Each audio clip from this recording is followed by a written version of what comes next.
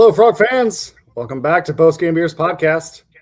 We are the Lupton Drinking Club, bringing you another episode of your favorite podcast to talk about the last home series for the Frogs this season, which is crazy to think about, the fact that it went that fast. I'm Kyle Malloy, joined by Jacob Sailors and Ray Cartwright. We're here to talk about a successful 3-0 week for the Frogs as they sweep Utah. Kind of wild that the season is almost over. The regular season is almost over. Obviously, we have a Big 12 tournament and hopefully a postseason tournament to talk about. But let's start here. Jacob, we obviously have some summer plans coming up. Big stuff for you, my man. Were we officially, unofficially your first RSVP for the big day? That's a good question. Who was our first RSVP? Was it MK and Ray? Oh man, dude, I hasn't RSVP'd yet. I'm learning. No, I believe that my invitation's still actually sitting in my mailbox right now. I'm learning also that Martin has not RSVP'd. Oh, okay. This is big there's news. some tension. There's some tension maybe brewing in the LDC. And words coming in that Garrett also hasn't RSVP'd. Wait. Is Garrett alive? 40% of the LDC is going to be in attendance. Is the horse okay? I checked on him a couple weeks ago. All's good. Okay, good. He's just very busy with work and kids, obviously. So, MK, you're the first out of the group. That I can safely say. But how about this? I texted you when you first told me about this situation. I said, I'm in. So I think that might have been before your parents, just to be, throwing it out there. Hey, Jacob, am I allowed a +1? Oh. No. Oh. Very tight guest restrictions we're working with here. Wait. That's tough. And also that's strategic. You can't bring the dog. That's really tough. Oh, Zoe, come on. Zoe would make a great. I was about to put the call out on the pod. Hey, Tiffany said Zoe's a maybe. Zoe maybe. Okay, yeah, Bunker needs a friend. Can we auction off a guest? Well, no, it'd be like Ray would have to. If we auction it? We're up to $12.50, folks. $12.50. Tiffany is like, you are not turning my wedding into bits.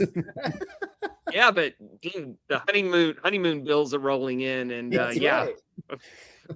Yeah, that trip to Ireland to watch TCU play isn't going to pay for itself. Probably about half as much as this trip to Italy is going to cost. Is that the honeymoon destination? Yeah. Excellent. Nice. That's awesome.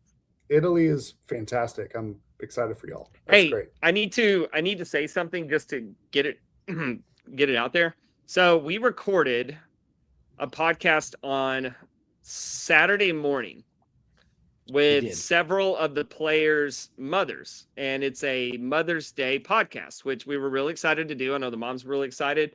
We recorded it and we will release it. However, I'm just going to be the first to warn that this was the first time we've recorded in a live environment with multiple people, and the audio, I will give it a, I don't know, Ray, D-. It starts off a little rough, then it gets okay, then it kind of gets a little rough. I mean, some parts are better than others. I've poured over this audio the last day Ray and I half both have been in the lab trying to salvage what we can of it, because here's what I'll say. While the audio is a 0 out of 10 quality, the content is a 15 out of 10. The moms were amazing. The stories were awesome. The insights they shared. So we're going to post it, and it's definitely worth fighting through our amateurism of recording this thing. We'd love to do it again another time, and hopefully we'll know what we're doing and learn from our mistakes. So we apologize. It is a rough listen, but if you can, get the stories out of it, it's definitely worth it. That's what I'll say. Well, I mean, personally, I can't wait to listen. Yeah, go ahead, Ray. No, man, it was great. And by the end, I'm sitting here getting choked up listening to some of these stories because I mean, Yeah, there was a Kleenex box getting passed around there at the very end. So Nice. it was, yeah, it was great. Honestly, a lot of fun. Our amateurism really showed out, but the content itself was spectacular. And we had a lot of fun with it. They had a lot of fun with it. 10 of 10. yeah, it would be a total shame if we didn't post it just because of the audio quality. So, we're gonna take heat for it. It's coming, and we deserve it. You know what? Our first few episodes were pretty rough. This one could be rough, but people showed up because they wanted the content. And I'm hopeful that our listeners will chime in and push through, like you guys said, and listen to the stuff because it's going to be good stuff. The fact that you got, 4 or 5 baseball moms to come on and chat about their experience and their, raising a baseball kid, what they've done at TCU and, kind of where they want to go, I think is freaking awesome, man. So yeah, so we'll shout out Mrs. Udy, Mrs. Brunson, who allowed us to record at her home, Mrs. Bell, Mrs. Stroh-Snyder, and I'm picturing the room and I'm going out of order. And Mrs. Stern and Mrs. James, Zach James's mother. So wow. Round table, and it's fantastic stuff. Yeah, I think what the really cool thing was is you kind of get because we get caught up in just the on the field product and all that, and you kind of get a peek behind the curtains of what all goes into it and what got them to that point. Yeah, the human side of it. Yeah, for sure. Well, one thing we like to do at the LDC is bash the players as people. And so you can't do that in front of their moms, right? I mean, that's not going to go over well. So different type of podcast for sure. Yeah, but it was a good time. So just wanted to get that out there in the front while we have everybody. So Mother's Day pod soon to be released, hopefully this week. It was supposed to go out yesterday. It was a miscommunication between me and Ray on who was actually going to release it. So yeah, we're going to do a double release, man, double feed, hitting the pod, hitting your tonight. So, and the reason for the miscommunication was that the thought was, hey, let's release this to our subscribers at the Patreon. Really appreciate our subbies, LDC at the Patreon. And thank you for all those folks that have been with us all throughout the season. I know you've gotten some awesome content from Jacob, Ray, and Martin on Wednesdays and Thursdays, extra podcasts, but this one's actually going to be free. So for those that are listening tonight, that one you can chime in on and listen in on the Mother's Day pod. So awesome. Yes, sir. Awesome stuff. All right. Are we ready to talk some baseball over the weekend? Let's do it. All right, let's move into game 1. Frogs shut out Utah 3-0. Friday night, we got to see Tommy Lepore start for the first time since the first game of the season. A little hiccup the weekend before, but we're going to move right past that. We got to see Trevor Baumler, Brassfield, Seguspie. Nice shutout for the guys. This was Kirk's second game out on his suspension. And so Dave Lawn took over head coaching roles. But Frogs offense, not super impressive, but was sufficient enough. They scored 3 runs. And, Lepore went, 3 innings, 1 hit, 2 walks. Good kind of bounce back for him to come in and kind of get used to stuff before we move into West Virginia and then, the Big 12 tournament. Do you think Tommy would have gone longer in this game if it wasn't a short week this week for West Virginia with the series starting on Thursday? Interesting question. No, I think they probably would have kept him around the same. What did he throw? 55 pitches? So why did they pull him then? I think they have a plan for him in his ramp up, and I think they got what they wanted out of him. Yeah, very likely. The thought came to mind today with the short week this week. I was like, I wonder if Tommy really hit his limit or if they kind of throttled him a little more with the short week. So I don't know. It didn't matter on Saturday because Lance Davis went out and threw a complete game. So maybe it's a bad question. Moving on. Lance Davis. Well, hey, I was going to oh. say just about these games, it's like, okay, we can talk about them one at a time. It was kind of the same game 3 times in a row. I mean, Pretty pitching much. was great all weekend. Although Brassfield, I thought Brassfield was really good. Yeah, he was. It's a lefty-heavy lineup, but Brassfield struggled a little bit against lefties at times this year. So it was good to see him, mow down through lefties. It's a good hitting team. They're a lot better in Salt Lake. And, obviously we're going to talk about the offense. Very underwhelming offensive performance in all 3 games, which I thought was interesting because usually it's been, against these teams like Utah where, not the highest quality of pitching. They'll have one game where the offense doesn't show up, but I thought it was really weird that in all 3 games, they never got the offense going. And I was looking at Utah's last few weeks, and their pitching, honestly, as bad as it's been for the entirety of the year, they've really kind of stabilized things. Now, it's been against some of the weaker hitting teams in the conference, like BYU, Texas Tech, TCU. But, the first half of the year, they weren't getting anybody out. And the pitching has gotten better. The thing is with their offense is 2 different teams at home and on the road. So it didn't really surprise me that our pitching shut them down. It did surprise me that our offense couldn't do more than they did. So you texted us runs scored against Utah. Yeah, do you have that up? Yeah, I got it. Okay. So I know this is kind of Big 12 pack-ish on Wednesdays, but it might as well talk about it, right? So you said context how we did this weekend offensively. Yeah. So these are Big 12 teams, how many runs they've scored against Utah. BYU and TCU 10 over the last 2 weeks. Not a lot of runs. Tech 8, pretty bad. Yeah, those are 3 of the last 4 series for Utah. So that's what I was saying about their pitching kind of stabilizing. And then you have a bunch of other teams who have just gone ham. So UCF 34, Arizona 23, Kansas 41, Kansas State 33, Cincinnati 44, Arizona 21. That's the rest of the season. How many runs have been scored on Utah's pitching? So yeah, I echo your concerns on the offensive side. Yeah, and it's not like they struck out a lot. They didn't really hit a lot either. It's kind of just a lot of weak contact. Did any particular guy behind the plate step out this weekend to you guys? Nolan Traeger was good. I think he was something like 5 for 9 or so. I mean, Sawyer Stroh-Snyder had a good weekend. Sawyer was, I think, 4 for 12, if I remember correctly. I had a hard weekend. A triple. And you know what? Sorry, go ahead. No, you're good. Sawyer had the hits that he had, he's going the other way. He's hitting for power, elevating the ball a little more. That was a good sign.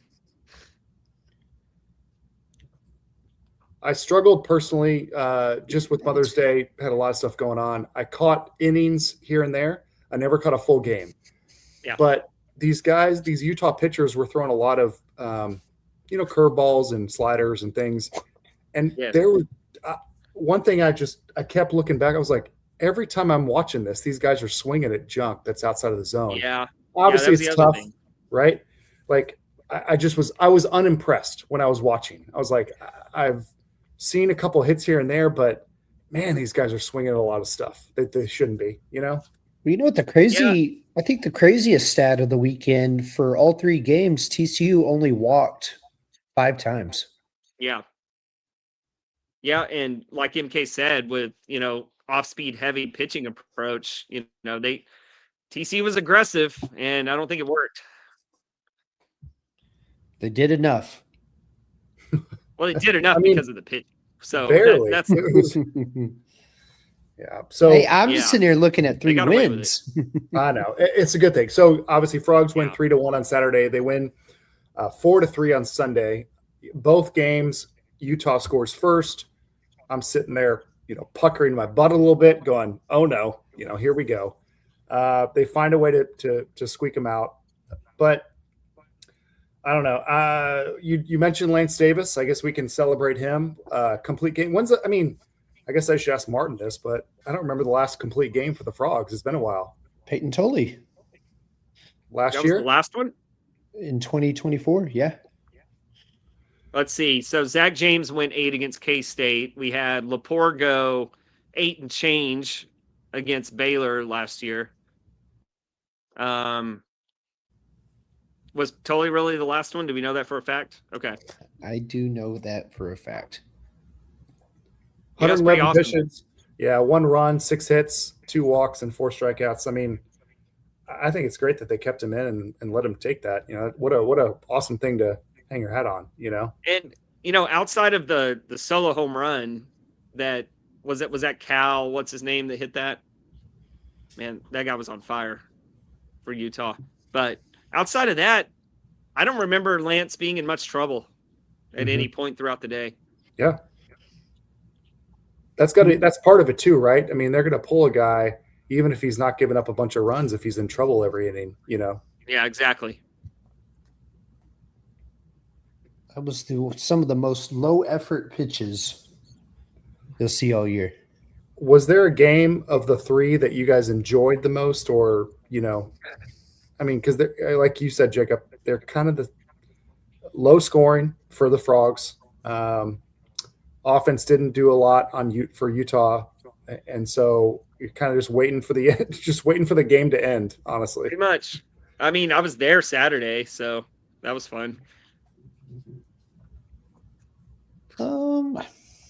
Enjoy. I don't know. I think I've found myself like thinking, especially on Saturday, like, man, this is already the last time. This is the last game I'm going to be at Lupton for this year. Which is wild.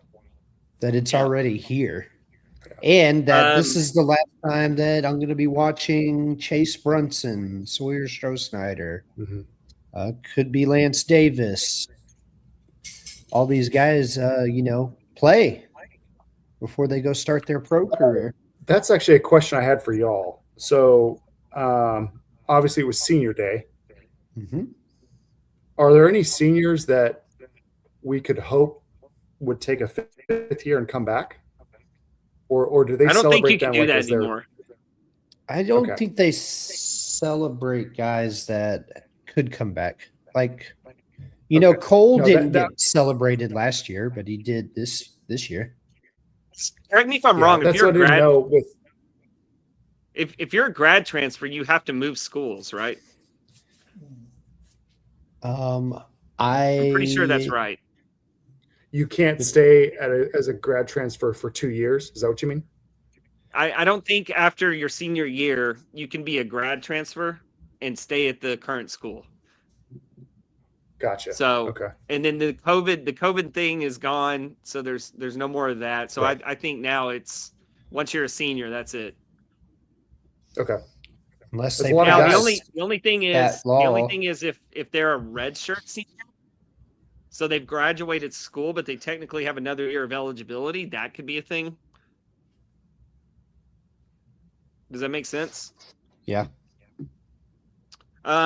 So that finishes up their home part of the schedule. They finished 23-5. And, I look at that number and I'm like, that's pretty good. And we talked about in preseason, that's probably about where they would have to be given how difficult the road schedule was, right?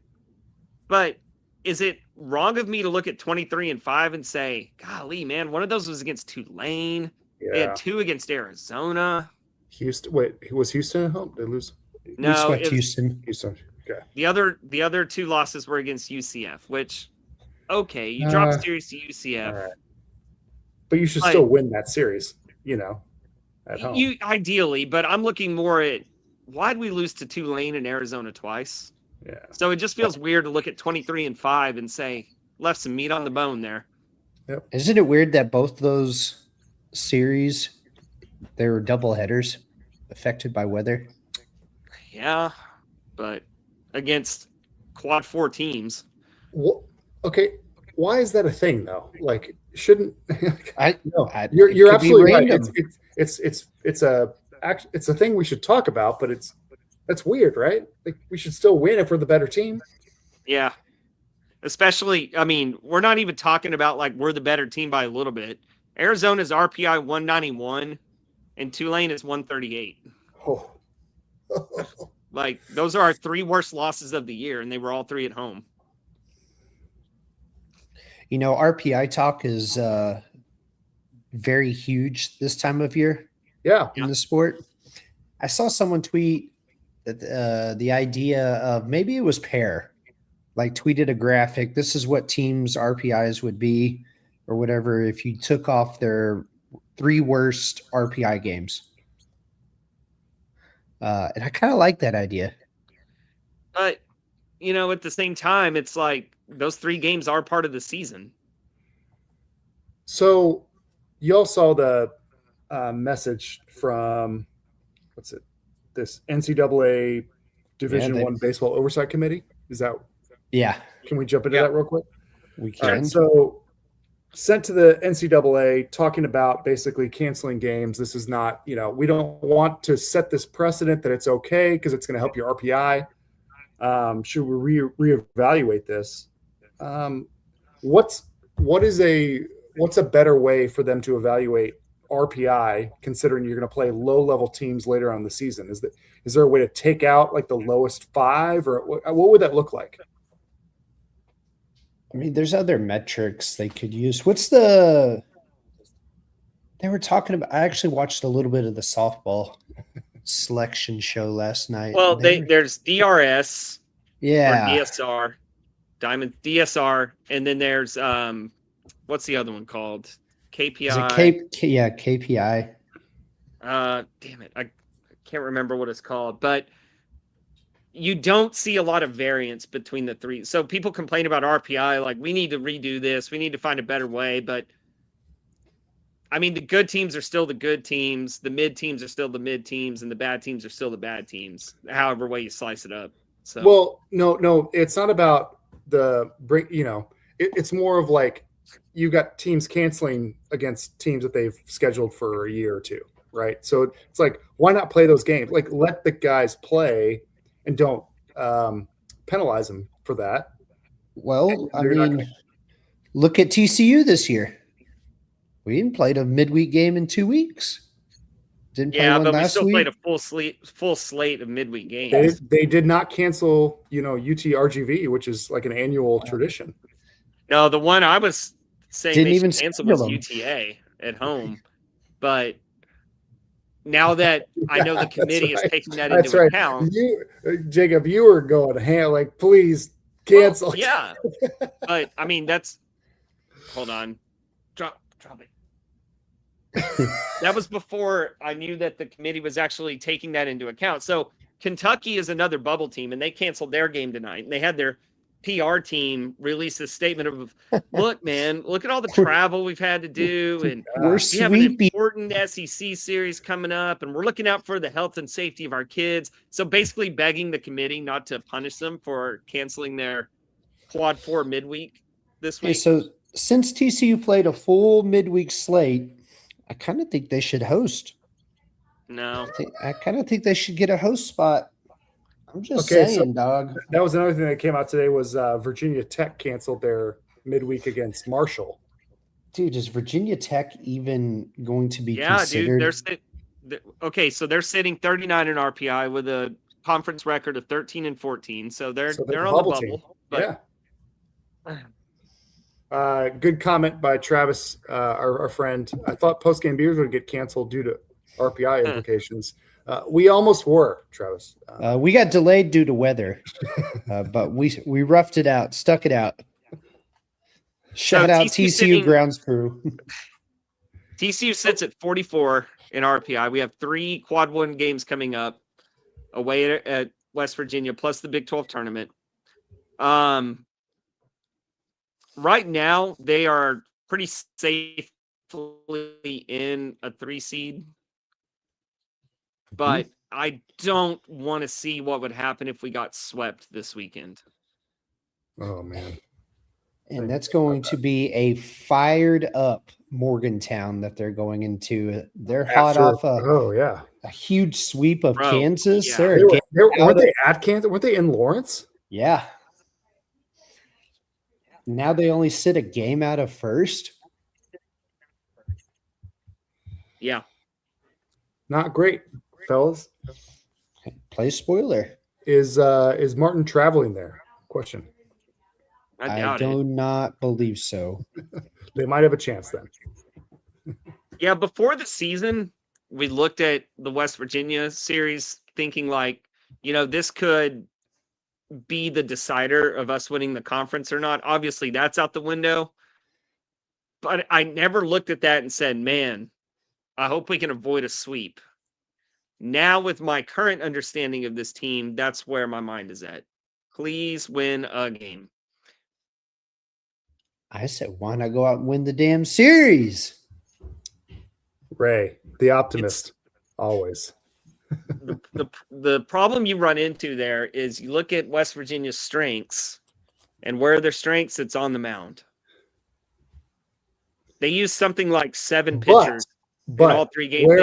They mowed through that Kansas lineup. Where are our weaknesses? Also, the opposite of that, which is behind the plate. Where West Virginia's weaknesses? Ours. Oh, ours? Yeah. Oh, hitting. Yeah. Yeah. Yeah. So it's a problem matchup for us. We don't play well there even when we're good. Maybe this is different. And we've put ourselves in a position where like winning one is kind of a must unless you just plan on winning the Big 12 tournament, which then it doesn't matter. I mean, even if they were to hypothetically get swept, I still think they're still safely in. I think they're safely in at this point. It'd be a 16-14 Big 12 record.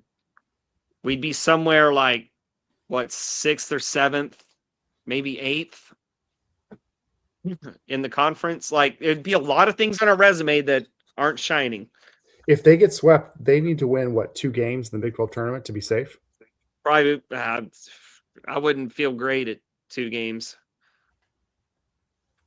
Well, if you win if they're 7 or 8, then they're playing on Wednesday. So you'd have to win Wednesday, Thursday, Friday, or play on Friday. Let's put it this way. If they get swept and win 2 games in the Big 12 tournament, we are sweating selection day. We might get in. I don't think so. It's happened, 2 Bro, of the you're last talking 3 years? you're probably 50 in RPI. You'd think do you think they would drop that much? After the sweep, yeah. I mean, they dropped 10 spots after getting swept at Oklahoma State. Yeah, but West Virginia's RPI is a lot higher. They're both quad 1. It's the same. It counts the same.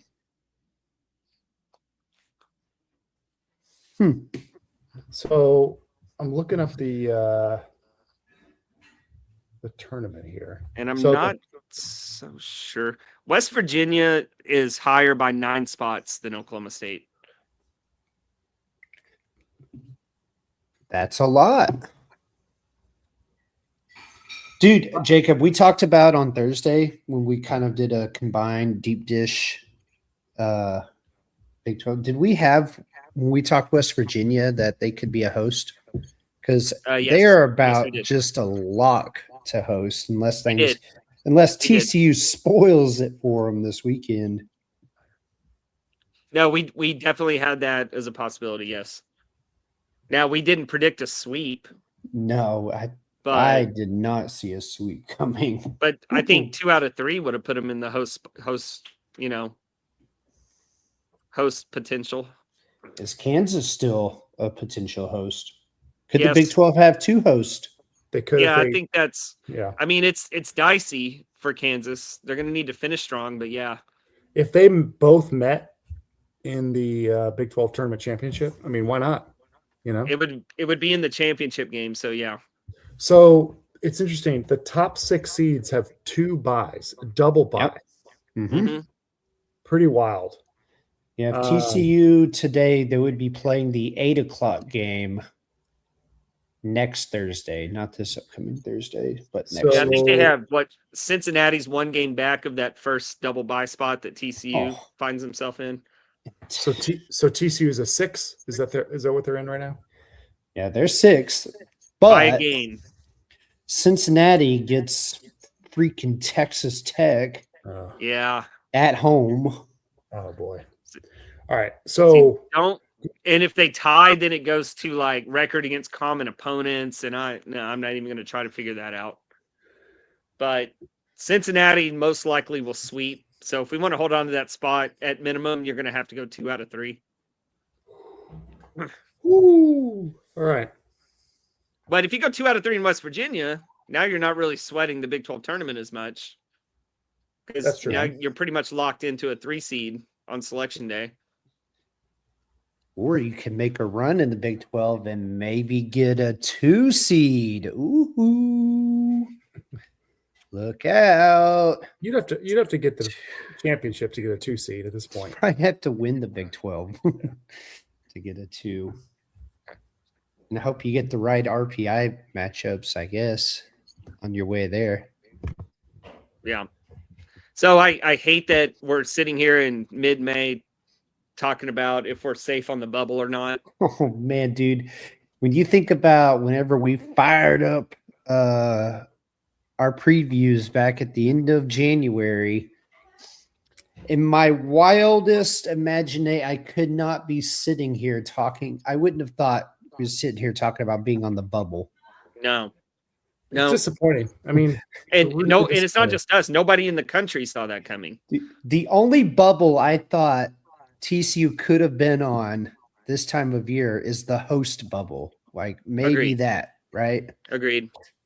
But which we not were on this. just last year. It's not like we're living in the past or anything. Like that's where we were last year. I know, but just this year's expectations. Right. So, but That's the way the cookie crumbles sometimes. Okay, boys. Any more thoughts on the weekend or I don't think so. Moving ahead? We've got games on Thursday, Friday, Saturday. For those interested, what did y'all decide on the podcast schedule already, or are you going to figure it out this week? I'm going to talk to Martin if he's free tomorrow. Maybe we can do tomorrow and Wednesday, or we'll just do a combined Wednesday night Big 12 pack deep dish. Yeah. Ooh. Sorry, 007 Cam. Yes, I'm telling you, we cannot host. Sorry to break that news live on the podcast, but yes. 007 Cam, I'm saying if the boys get hot, watch out. Woo. Nope. Won't happen. RIP. Hey, as disappointing as the whole year has gone, it was nice to have a sweep. Nice to win 3 games in a row. And you hope this fires them up to win a game or 2 at West Virginia. Or 3. Let's go. 3. Find a way to hit the baseball, man. It's crazy that we're still fighting this offense. If you hit the baseball, things could happen. Yeah, I mean, your pitching's going to have you in every game pretty much. But they hit the baseball a lot this weekend, though. It's going to be tough up there, man. This is not going to be – it's not going to be like sit back and enjoy baseball. It's going to be we're going to be pissed off a lot watching these games. We're choking on our pepperoni rolls. I mean, really, after the way Oklahoma State went, TCU's postseason started this weekend. Go on. West Virginia's playing for a lot. They're playing – I mean, you could argue they're playing for more than we are. So, well, that's what makes it postseason ball. Everyone's playing for a lot. Yep. I'm saying that's TCU kind of had to get in that postseason mentality. I mean, started this past weekend. Yeah, and the bats were fired up for it. Made a lot of contact. Hard contact. Thanks, Travis. Thanks, Cam, for joining us live on the stream. Appreciate you guys. Thanks to Coors Light. Mountains are There blue. were others. They just didn't comment. Yeah. All right, fellas. Hey, Thursday night game, Friday night game. Maybe we'll figure out a live stream. I don't know. We'll figure that out. But looking forward to the Mother's Day pod coming out and the Big 12 pack and other stuff this week. Double episode release tonight. Stay up late. Holy moly. Tomorrow's going to be awesome. Fight through some audio.